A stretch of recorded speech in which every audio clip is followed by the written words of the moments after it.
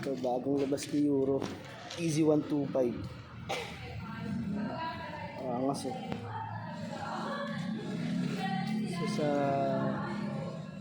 kickstart at saka halos parehas ng MIUI. Yung style nito parang Honda Beat.